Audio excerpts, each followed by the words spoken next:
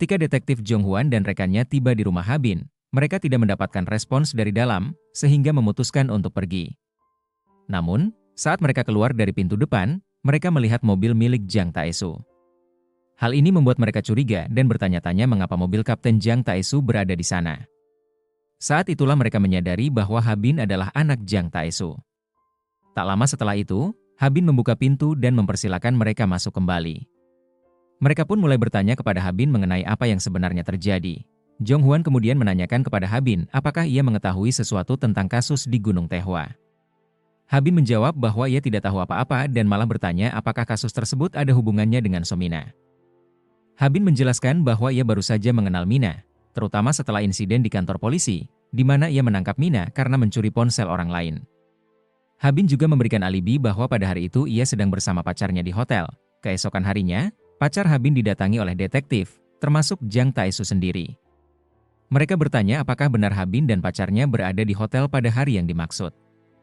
Pacar Habin membenarkan bahwa mereka memang di hotel dan tidak pergi kemana-mana. Ketika ditanya tentang Somina, pacar Habin mengaku tidak mengenal Mina sama sekali dan meminta agar Tae-su tidak mencurigai Habin, karena menurutnya Habin adalah anak yang baik. Setelah itu, Tae-su memutuskan untuk mengamati anaknya di sekolah. Semuanya terlihat normal, Habin bercanda dan tertawa bersama teman-temannya tanpa menunjukkan tanda-tanda mencurigakan. Tae-su pun mencoba untuk mempercayai anaknya. Ia juga bertemu dengan seorang guru yang menjelaskan bahwa pacar Habin, Suyeon, sangat dekat dengan Habin. Guru tersebut juga menyebutkan bahwa Suyeon adalah anak yang baik, bahkan pernah memberikan gantungan kunci kepada guru itu yang serupa dengan milik Habin, hanya berbeda warna. Habin juga pernah membantu Suyeon secara finansial, menggunakan uang hadiah dari kompetisi yang dimenangkannya untuk membantu membayar biaya sekolah Suyeon karena kondisi ekonomi keluarga Suyeon yang sulit. Kemudian, Jang Tae-su bersama Jong Hwan mengonfirmasi alibi Habin melalui rekaman CCTV di hotel tempat Habin dan pacarnya menginap. Alibi tersebut terbukti benar, mereka tidak keluar sama sekali pada hari itu, sehingga Jong Hwan dan rekannya mencoret nama Habin dari daftar tersangka. Meskipun demikian, Tae-su masih merasa ragu dan memeriksa kamar Habin untuk memastikan tidak ada pintu lain yang memungkinkan mereka keluar tanpa terdeteksi. Jong Hwan menegaskan bahwa semua telah diperiksa dan alibi Habin sudah terbukti benar. Meski begitu, Tae-su harus mengundurkan diri dari penyelidikan karena adanya konflik kepentingan. Di sisi lain, Jang Habin bertanya kepada Suyeon tentang pertanyaan yang diajukan oleh detektif dan ayahnya. Suyeon menjelaskan bahwa ia telah menjawab semua pertanyaan dengan baik dan tidak merasa curiga terhadap Habin. Suyeon tidak ingin bertanya lebih jauh karena yakin Habin memiliki alasan sendiri. Habin pun menambahkan bahwa karena ayahnya ahli dalam analisis, mereka harus menjadi lebih pintar dalam menyembunyikan kebenaran. Saat tim Tae-su sedang mendiskusikan kasus tersebut, tiba-tiba Yeojin menemukan fakta baru mengenai Jang Habin. Namun, Jong Hwan segera menghentikannya dengan mengatakan bahwa Habin sudah memiliki alibi yang kuat dan tidak terbukti terlibat dalam kasus ini. Meski demikian, beberapa anggota tim tidak setuju karena mereka merasa bahwa keterlibatan Tae-su dalam penyelidikan, sementara anaknya juga terkait, merupakan konflik kepentingan. Mereka memprotes dan terjadilah perdebatan, hingga akhirnya Jong Hwan memperingatkan mereka untuk tidak ikut campur dalam urusan tersebut. Fokus utama mereka adalah mencari anak-anak yang masih ada dalam daftar dan belum ditemukan. Yeojin merasa kecewa terhadap Ko De-hong karena tidak memberitahunya tentang fakta yang ditemukan tersebut. Setelah itu, Jong Hwan dan rekannya mengawasi sebuah rumah yang ternyata milik seorang wanita bernama Kim Sung Hui, yang pernah dikunjungi oleh Tae-su dan Yeojin. Pada hari itu, Sung Hui baru saja pulang bersama anaknya. Dia menyadari bahwa rumahnya sedang diawasi oleh para detektif, dan tanpa khawatir, seolah-olah menyembunyikan sesuatu. Sementara itu, Habin pergi ke sebuah loker untuk mengambil barang, tetapi dia tidak tahu kata sandinya, sehingga memutuskan untuk pergi terlebih dahulu. Ketika sampai di depan rumah, ia melihat mobil ayahnya dan menyadari bahwa alat perekam di mobil ayahnya masih menyala. Saat makan bersama ayahnya, Habin menanyakan bagaimana menurut Soyun tentang dirinya yang sekarang diinterogasi oleh detektif, bahkan oleh ayahnya sendiri. Habin merasa ayahnya menyakitinya, meski ia tahu ayahnya harus melakukannya. Tae-su pun mengatakan bahwa mulai sekarang dia akan mempercayai putrinya dan tidak akan menyakitinya lagi. Tiba-tiba, Habin mengungkapkan kepada ayahnya bahwa dia ingin ikut pindah bersama. Padahal sebelumnya, dia tidak ingin pindah. Ayahnya pun bertanya mengapa Habin tiba-tiba berubah pikiran. Habin menjelaskan bahwa dia tidak ingin tinggal di rumah yang penuh dengan kenangan tentang ibu dan adiknya. dan meminta ayahnya memberitahu jika sudah mengambil keputusan. Keesokan harinya, Jong Hwan dan rekannya akhirnya menemukan anak-anak yang selama ini mereka cari.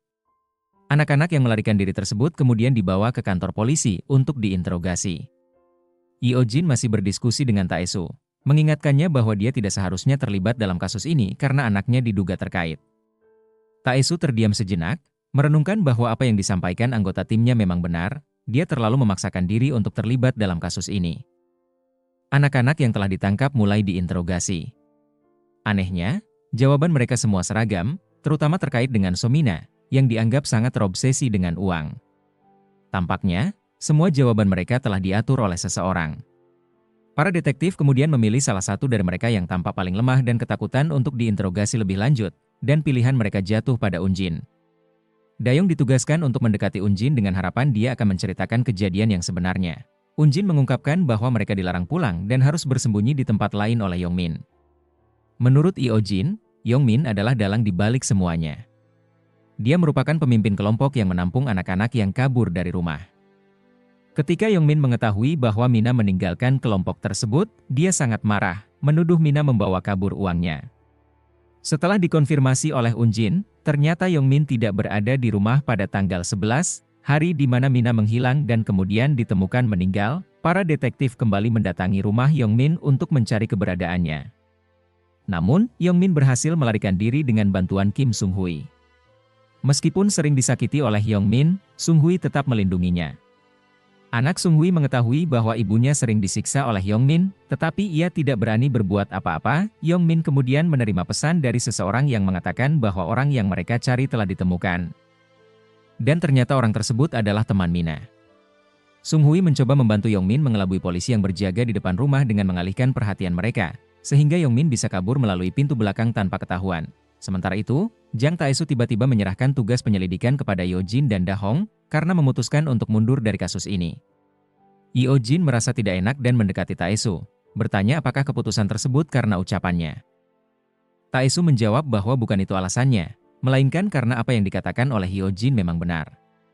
Ia memilih mundur agar tidak menghambat proses penyelidikan. Setelah mundur, Taesu menelepon seseorang untuk menjual rumahnya. Tak lama kemudian, ia mendapat panggilan dari seseorang yang memiliki rekaman kamera dashboard di depan hotel tempat Habin menginap pada hari kejadian. Dalam rekaman tersebut, terlihat bahwa Jang Habin keluar dari pintu belakang hotel pada malam itu. Taesu pun menyadari bahwa Habin dan pacarnya, So-hyun, telah berbohong. Taesu kemudian pergi ke rumah So-hyun dan memperlihatkan rekaman tersebut, sambil bertanya apa yang sebenarnya terjadi. So-hyun akhirnya mengakui bahwa Habin memang keluar pada malam itu. Tetapi ia tidak tahu apakah Habin bertemu dengan Yongmin atau Somina, karena Habin tidak memberitahunya apa-apa dan hanya diam. Saat ditanya apakah ia mengenal teman-teman Habin yang kabur, So-hyun menjawab tidak, karena dia baru saja pindah ke daerah tersebut. Taesu terkejut mendengar jawaban itu dan bertanya, bukankah So-hyun dan Habin sudah sekelas sejak kelas 10? So-hyun menjawab bahwa dia baru pindah ke sekolah tersebut tahun ini. Setelah kejadian sebelumnya, Taesu menemui guru Habin untuk menanyakan mengenai So-hyun. Sebelumnya, guru Habin mengatakan bahwa So-hyun dan Habin telah berteman sejak tahun lalu. Gurunya menjelaskan bahwa So-hyun yang dikenal oleh Habin adalah seorang perempuan. Namun, dia terkejut mendengar Taesu menyebut So-hyun sebagai laki-laki, karena tidak ada siswa laki-laki bernama So-hyun di sekolah itu. Ini membuat Taesu sadar bahwa So-hyun yang dimaksud adalah seorang laki-laki yang menggunakan identitas palsu. Kemudian, guru Habin memberikan alamat So-hyun yang perempuan, sahabat Habin, kepada Taesu. Taesu segera pergi ke alamat tersebut, tetapi guru itu memperingatkan bahwa So-hyun sudah kabur dan sulit untuk dihubungi. Saat Taesu tiba di rumah tersebut, ia bertemu dengan ayah So-hyun dan menjelaskan bahwa Habin dan So-hyun memang berteman baik. Namun, setiap kali Habin menelepon So-hyun, So-hyun akan pergi, dan ketika kembali, ia selalu terlihat sangat lelah dengan mata yang sayu dan ketakutan, seakan-akan Habin mengancamnya. Sementara itu, So-hyun juga memberitahu Habin bahwa ayahnya menanyakan tentang Yongmin kepadanya. Selain itu, So-hyun memberikan gantungan kunci baru kepada Habin karena melihat gantungan kunci milik Habin sudah hilang. Padahal sebenarnya gantungan tersebut telah dibakar oleh Habin untuk menghilangkan barang bukti. Taesu semakin khawatir dan mulai berpikiran negatif tentang perilaku anaknya. Ketika pulang, ia bertanya kepada Habin tentang gantungan kunci baru yang tergantung di tasnya. Habin menjelaskan bahwa gantungan itu diberikan oleh So-hyun. Taesu kemudian menjelaskan bahwa mereka tidak akan pindah rumah dulu, karena ia harus menyelesaikan kasus ini dan berjanji akan menangkap pelaku sebenarnya. Namun, Habin tampak tenang dan tidak terlihat takut. Sementara itu, Yongmin berhasil menangkap teman Mina dan menanyakan di mana uang yang dicuri oleh Mina. Teman Mina memohon ampun dan menyatakan bahwa dia tidak tahu apa-apa. Yongmin kemudian pergi ke loker tempat uang itu disimpan, tetapi semua kata sandi yang dia coba ternyata salah. Dia frustrasi karena tidak bisa membuka loker tersebut. Petugas loker yang melihat perilaku mencurigakan segera melaporkannya ke polisi. Di tengah semua kejadian ini, Habin mengirim pesan kepada Yongmin, memberitahukan bahwa dia sudah menemukan uang yang mereka cari. Habin, yang diam-diam memeriksa profil ayahnya sendiri, tampaknya benar-benar berencana untuk bekerja sama dengan Yongmin untuk tujuan tertentu. Habin tiba-tiba meminta ayahnya, Taesu, untuk mengantarkannya ke perpustakaan. Taesu kemudian teringat bahwa gantungan kunci merah yang ia sembunyikan ada di dalam mobil, dan saat itu Habin sudah berada di dalam mobil Taesu. Taesu khawatir anaknya akan kehilangan barang bukti. Selama perjalanan, Habin hanya diam, tetapi ketika sampai di perpustakaan, ia mendoakan agar kasus ayahnya segera selesai dan berhasil menangkap pelaku sebenarnya. Taesu merasa ada yang aneh dengan sikap anaknya, lalu ia mengecek gantungan kunci yang disimpan di rak depan mobil dan ternyata masih ada. Setelah Taesu pergi, ternyata Habin tidak masuk ke perpustakaan. Sebaliknya, ia keluar dan tampak berlari. Rupanya, Habin berencana untuk bertemu dengan Yongmin. Yongmin, yang ingin menemui Habin, ternyata diikuti oleh Hyojin yang kebetulan bertemu dengan Yongmin. Hyojin kemudian meminta bantuan polisi dan mengikuti Yongmin. Namun, saat mengejar Yongmin, Hyojin secara tidak sengaja bertabrakan dengan Habin. Habin, yang mengenal Hyojin, menyadari bahwa Yongmin sedang diikuti polisi dan segera memberitahukannya. Yongmin, yang mendapat kabar dari Habin, segera mengubah tujuannya, tetapi ia sudah dikepung oleh polisi. Yongmin ditangkap dan dibawa ke kantor polisi untuk diinterogasi lebih lanjut. Di sisi lain, Taesu meminta rekannya untuk memeriksa apakah serat yang mereka temukan cocok dengan serat dari gantungan kunci yang dimiliki Habin. Taesu berharap serat tersebut berbeda, karena jika tidak, akan ada bukti yang mengarah pada keterlibatan Habin.